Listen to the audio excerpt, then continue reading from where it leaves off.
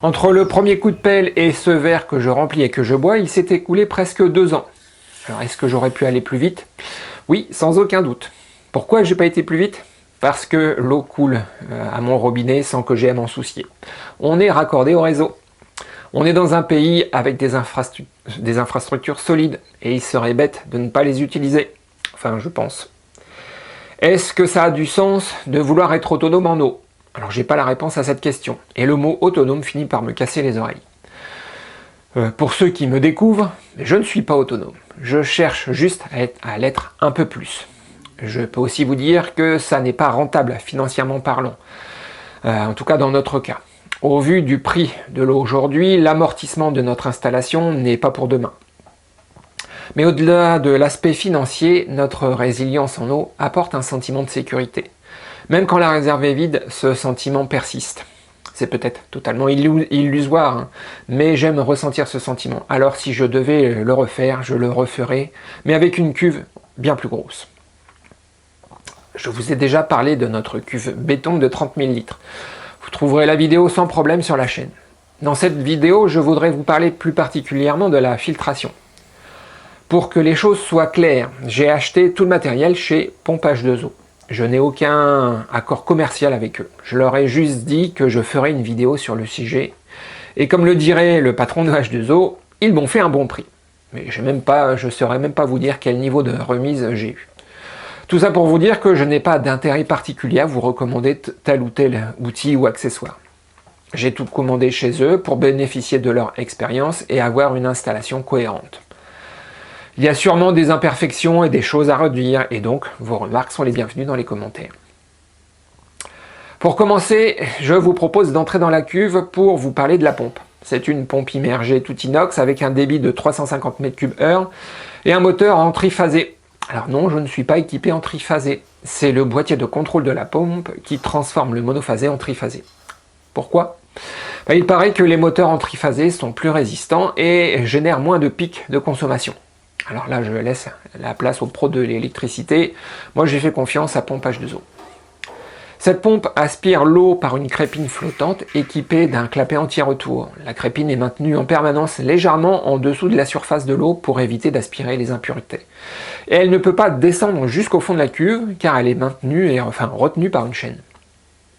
Comme vous pouvez le voir, il y a beaucoup d'impuretés dans le fond de la cuve et il faut éviter de les aspirer pour préserver les filtres.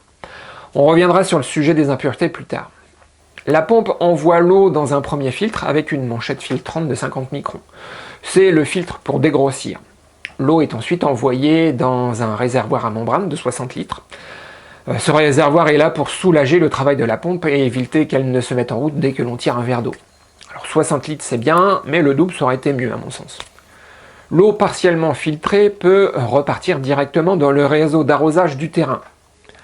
J'ai, durant les travaux de réfection du mur, passé des tuyaux un peu partout pour desservir au mieux le terrain en eau. Alors je suis content d'avoir fait ça. C'est un gain de temps considérable que d'avoir des robinets un peu partout. Enfin, un gain de temps pour celui qui veut arroser. Je sais qu'il y en a qui n'arrosent pas, mais moi, pour l'instant, je ne sais pas avoir un potager sans arroser, et surtout avec des étés pareils. Alors j'en profite quand même pour vous donner une piste dans la sainte voie du non-arrosage. Regardez comme mon terrain est sec. Même les arbres sont en souffrance.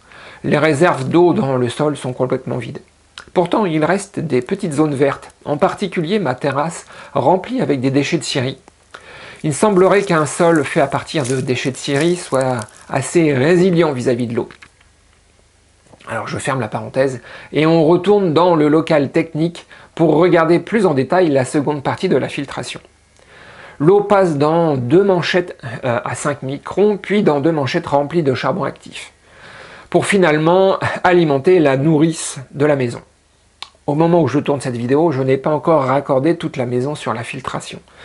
Je veux attendre l'automne et les nouvelles pluies afin que la cuve se remplisse à nouveau pour faire analyser l'eau par un laboratoire. Alors j'ai déjà bu l'eau qui sort de ma filtration, et c'est une eau sans goût et sans odeur, mais j'en sais pas beaucoup plus. À côté des filtres, il y a le boîtier de contrôle de la pompe, le fameux qui transforme le mono en tri. Son utilisation permet de régler la pression souhaitée et de définir les seuils de déclenchement de la pompe. Ce boîtier m'a posé quelques difficultés à installer et avec pompe H2O, on a fini par croire qu'il avait un défaut. Au final, après l'avoir remplacé, on a fini par réaliser que c'était une erreur de paramétrage.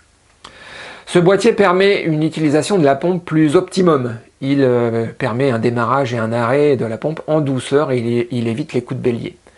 Il permet aussi de brancher des accessoires comme le flotteur dans la cuve qui coupe la pompe quand le niveau est trop bas. Pour finir, sur le réservoir à membrane, il y a une pompe à air. J'ai installé cette pompe à air récemment, suite aux quelques pluies que nous avons eues durant cet été de sécheresse. Il y a une partie de ma filtration que je dois améliorer, je trouve. C'est toute la partie en amont. L'eau de mes gouttières tombe dans un regard simplement équipé d'une mousse filtrante. Cette mousse retient les éléments les plus grossiers, mais pas les particules fines. Durant une longue période de sécheresse, le toit se salit, des poussières, des brindilles, des feuilles, des crottes d'oiseaux. Bref, tout un tas d'impuretés que l'on voudrait écarter de la cuve. Seulement quand arrive un orage, toute l'eau chargée arrive dans la cuve. Voilà l'état de l'eau après un orage et une longue période de sécheresse. L'eau collectée n'est vraiment pas engageante, elle est marron et l'odeur est désagréable. C'est pour ça que j'ai installé la pompe à air. En attendant d'améliorer ma collecte de l'eau, je veux oxygéner l'eau dans la cuve de décantation. Alors j'ai pas encore de retour à vous faire, car je viens de l'installer, mais je peux déjà vous dire qu'après quelques jours, l'odeur a considérablement diminué. Avec une aération programmée à 3 fois par jour, 3 fois 1 heure par jour. Alors je me réjouis d'avoir passé suffisamment de gaines entre mon local technique et la cuve. Et j'avais notamment passé un tuyau en PER 16 mm. Avec 2 ou 3 bidouilles, j'ai pu installer la pompe très facilement. Dans la cuve de décantation, j'ai aussi trouvé quelques insectes et limaces mortes. Alors, ça doit contribuer à l'odeur désagréable. Pour corriger le défaut, j'ai collé sur tout le tour des trappes de visite un bourrelet en mousse. Cette mousse permet d'avoir une meilleure étanchéité de la cuve. J'ai remarqué aussi des petites infiltrations d'eau sur les colonnes de visite. Tous ces petits points contribuent à souiller l'eau et donc à solliciter plus les filtres. Avec le recul, je dirais que je n'ai pas assez soigné la collecte de l'eau. Mon beau-père m'a parlé d'un système qui permet d'écarter les premières eaux lors d'un orage. Ça sera sûrement le prochain upgrade de ma cuve. Que ce soit pour la pompe à eau ou à air, il n'y a aucune nuisance sonore dans la maison, ni même dehors d'ailleurs. Le tout est très silencieux. En ce moment, je vide ma cuve pour la nettoyer. Encore un détail qui aurait pu être amélioré, je pense. Comme j'arrive en fond de cuve, la pompe est coupée pour éviter d'aspirer le fond. Mais il reste quand même pas mal d'eau que je n'ai pas envie, et j'ai pas envie d'ouvrir la bombe de fond et de gaspiller cette eau. Du coup, j'ai installé une pompe de surface pour vider le fond en arrosant le potager. J'aurais dû passer une gaine supplémentaire pour installer un second tuyau d'aspiration, pour éviter d'avoir tout ce bazar en surface pendant la période de nettoyage. Alors c'est un petit détail, je vous l'accorde, mais ça n'aurait rien coûté de passer cette gaine supplémentaire au moment des travaux. Voilà pour le tour de la partie filtration. J'espère que ça pourra en aider quelques-uns. J'aimerais conclure cette vidéo autour de l'utilité de ce genre d'installation. Pour vous donner un ordre d'idée, il y en a pour 20 000 € de cuve et 2500 € de filtration.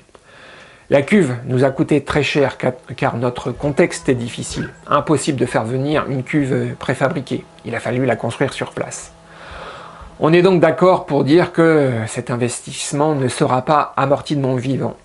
Ce qui rend notre installation coûteuse, c'est le choix du terrain. Ce n'est pas le principe de stocker l'eau. Je reste convaincu que le stockage de l'eau est une nécessité qui ne fera que se renforcer avec le temps. L'été que nous avons traversé est peut-être exceptionnel, mais il a mis KO mon installation. Je n'avais pas imaginé devoir traverser une période aussi longue sans eau. L'été m'a mis KO, mais j'ai pas dit mon dernier mot. Comme je vous l'ai dit dans la dernière vidéo, je cherche comment remplir ma cuve avec les petites sources autour de chez moi. Aujourd'hui, mon terrain n'est pas en capacité de produire sans être arrosé. Je vais pouvoir améliorer sa capacité à retenir l'eau avec différents aménagements et apports comme les déchets de scierie. Mais si on devait faire un retour en arrière d'une centaine d'années, autour de moi, je pense qu'il n'y aurait que des vignes, car c'est sûrement la seule culture possible dans ce contexte, sans recours à l'eau et au pétrole. Je consomme beaucoup d'énergie, donc de pétrole, à rendre mon terrain résilient. J'en suis conscient, mais je trouve que c'est une dépense qui a toujours du sens. Rendre un terrain plus résilient restera profitable aux générations futures. Je vous dis à bientôt.